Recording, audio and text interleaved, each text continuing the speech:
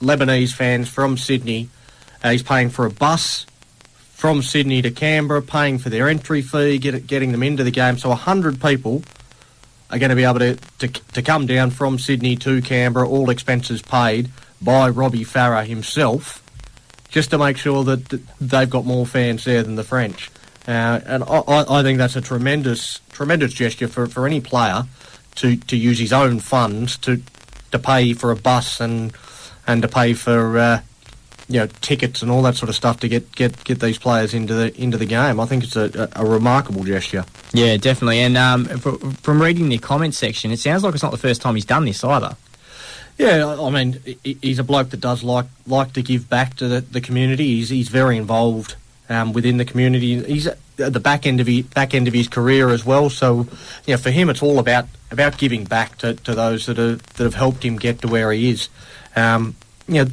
As far as he's concerned, I suppose the way that he looks at it is that he's on good money. He's on beyond a good couple of $100,000 a year, which is a lot more than your average sort of rugby league punter.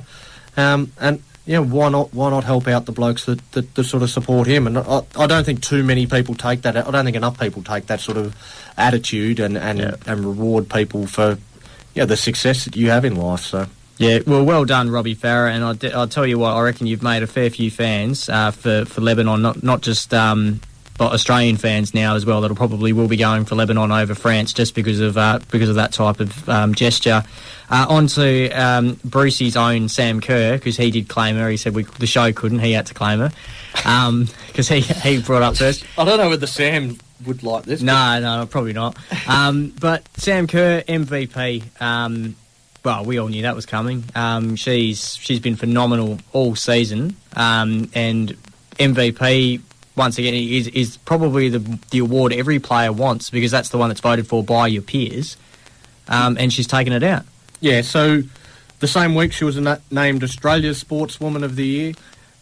She's also named the MVP. So this is not the MVP of the local Australian. This is the MVP of the National Women's Soccer League in the US. And for those that don't realise, the National Women's Soccer League in the US is the women's equivalent to the English Premier League.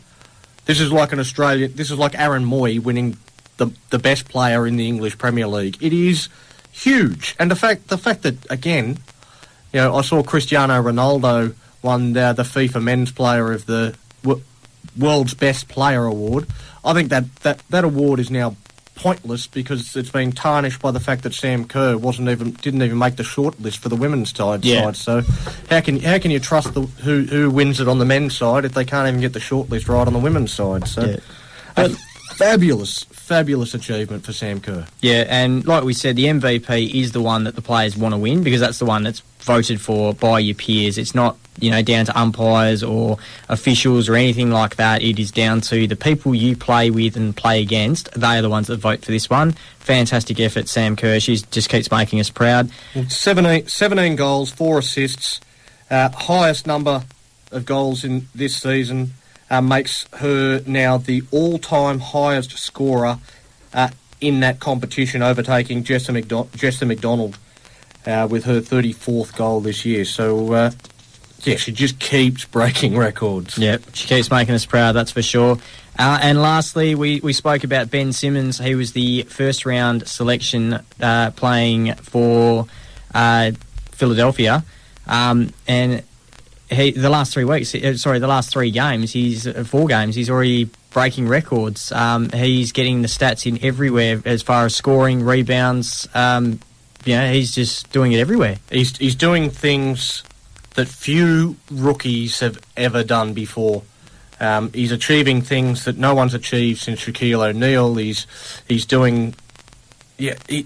achieving all this sort of triple doubles and all this sort of stuff that people haven't done for a long time. This one isn't a get around him. This is a stay around him, because he was the get around him last week. And just stay around Ben Simmons, because if you keep watching him, you're going to be watching the progress of one of the.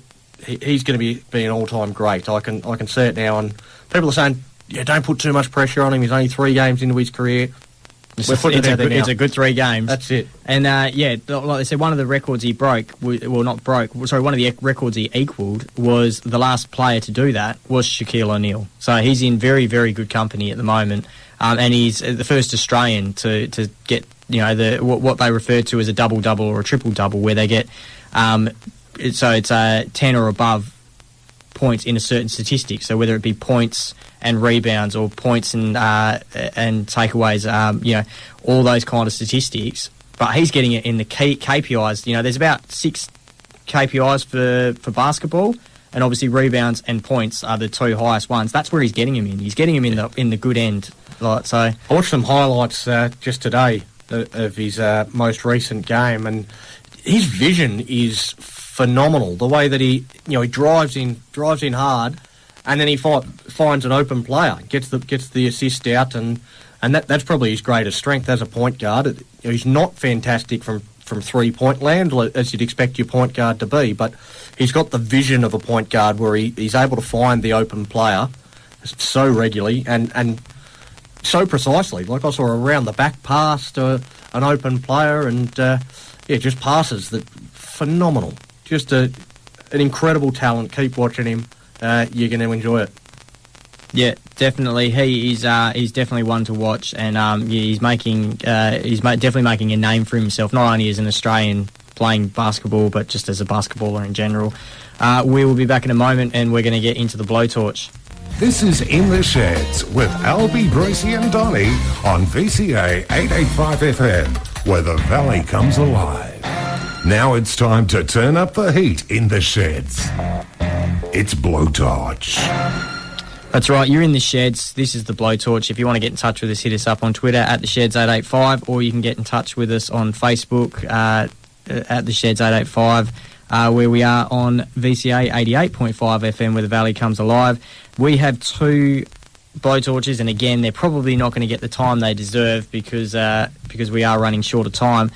One is becoming a frequent flyer, Donny, a good friend of yours, Ange Postecoglou. Mate, I'm going to get straight into it because we don't have a lot of time. But I have to turn the mic down, aren't I? Probably, yeah. You better watch the volume controls. But I saw an interview with Ange Postecoglou during the week, and the interviewer asked him the question that everybody wants to know: are you going to, if Australia makes the World Cup, are you going to remain the coach?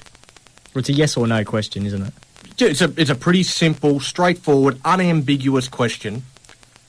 And the answer made me wonder whether I was listening to a senior Australian coach or Nick Kyrgios, because he answered like a petulant brat. He accused the reporter of being facetious, and I'm like, there's nothing facetious about that question at all. It's pretty straightforward. She said, if you cared about me and my future and all this sort of... No, we don't care about you and your future, Ange. What we care about is the Australian soccer team. What we care about is the Socceroos and what is going to happen to them if we qualify for the World Cup and then you decide to nick off to God knows where and let somebody else have to come in and take over during a World Cup campaign and try and either reinvent the wheel or try and work out what's going on in your messed up head. That's what we care about. We don't care about your future or what you're doing. We want to know how that impacts the Socceroos going forward. So tell us, are you staying or are you going? And if you're going, go now and let somebody else come in and take over. Yeah, that attitude is very, very poor from a top level sport. I mean, this is not your local club level coach that you're talking to. This is the head of pretty much the highest level of soccer you can get in Australia, and it's a yes or no question. Are you going to coach the side if they make the World Cup? Yes or no? No one cares. Yes, we do care about your future. We care about whether your future's with us or your future's somewhere else. That's all we need to know. It's a yes or no answer. Are you here or are you not? Because if you're not, may as well pack your bags and go now, because we need to have a campaign set up prior to the World Cup. Yeah, it's exactly what you've said. And again, he is not going to get the attention he deserves tonight because we need to rush it along. Steve Smith, he's basically got the Australian cricket team as his Sydney side for the Sheffield Shield. Dave Warner, he's pretty much picked the entire team. I mean, and I know you've made the joke a few times that when you get recruited by New South Wales, you get your bag, your starting bag has the baggy green in it. Your show bag that you get. But this side, I was looking at it going, this is the side that they're probably going to play the Ashes with. Yeah, it's a very good team, that New South Wales team. But I sort of had a look at the West Australian team and had a crack at trying to put together Western Australia's best 11.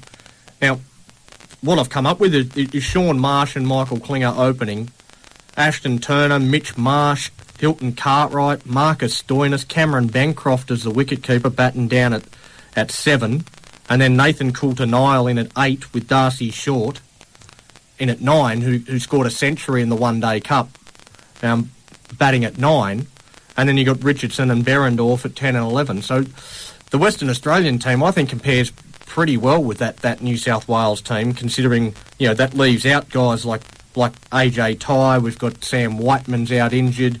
There's no Josh Inglis in that team. No Joel Paris. Ashton Agar's out injured as well. So you think of these blokes that are on the sideline. The WA team is, I think, every bit as strong as New South Wales. For me, the biggest story is who's left out of the New South Wales team, and that's Ed Cowan. Ed Cowan was the leading run scorer in the Sheffield Shield last season. He won the Steve Waugh Medal as New South Wales' best player, and there's no spot for him in this New South Wales team. Cowan's an odd one, because I remember watching him play the Test cricket, and they always go on about it. His best move was the leave. And you're like, are you serious? And some of those games are like one-day games. You're like, just do what Warner does and just swing the goddamn bat and hit some runs. He'd be out there, they're like, Cowan's been out there all day. He's like, yeah, he's got 5 runs for it. Like, he's done nothing. He's just out there, like, leaving every single ball. And suddenly we're in a position where we have to take risks and, try. You need Warner to smash it because he's been out there for half the day and done nothing with it. I guess it was a bit different for Sheffield, but you know what? Smith is probably looking at this going, well, most of these boys are going to be playing in the Ashes, so he's picking his Ashes team now. Yeah, well, I don't know. He comes out and he says the reason why Daniel Hughes was picked ahead of Ed Cowan is because Daniel Hughes is a better chance of playing in the Ashes. He's there to push his selection criteria. And to me, I think that's the thing that's wrong with the way Australia picks their selection, does their selection for the Ashes. So for me, the Ashes is what you build up to. When you get to the Ashes, that's when you pick your best team. That's not when you put in a good young bloke with potential. That's when you put in your best team. Now, whether that's Ed Cowan, Michael Klinger, Sean Marsh, Cameron White, George Bailey, doesn't matter that they're older and that they're sort of mid-30s at the back end of their career. If they're the best blokes, put them in. Now, Ed Cowan has averaged 75. He averaged 75 last year in the Sheffield Shield, and he is less of a chance of making the Ashes than Daniel Hughes, who averages 35. Now, to me, that doesn't make a lot of sense. No. And, Daniel Hughes is younger than Ed Cowan, but he's still 28, 29 years of age himself, so he's not a 22-year-old up-and-comer that's got a big future ahead of him. He's a bloke that's struggled to make ends meet. He's struggled to secure his spot in the team. And to me, it smacks of Steve Smith once again, like he did with Moses Henriques, like he did with Steve O'Keefe, and like he's done the same again with Nick Maddinson. These are all blokes that are his mates, and he's putting them ahead of the greater good. Maddinson and Moes they're 2020 players. Yeah, they struggle big time at any type of modified above that. Well, and even Maddinson, I would question whether he's a 2020 batter half the time because I watched quite a bit of the Sixers games because the ex-wife went for him when Brett Lee was bowling for him, and he's so off and on, it's not funny. Yeah. We've got to wrap it up there. So make sure you get down to Swan Valley Sporting Club this weekend. Watch the final of the game against Bedford Morley. That's going to be an absolute cracker. or down to Boyer Reserve to watch the Ellenbrook Rangers take on the Helena Valley. They're in very, very good position, both teams, to take away the wins this weekend. Or where are the Rabbits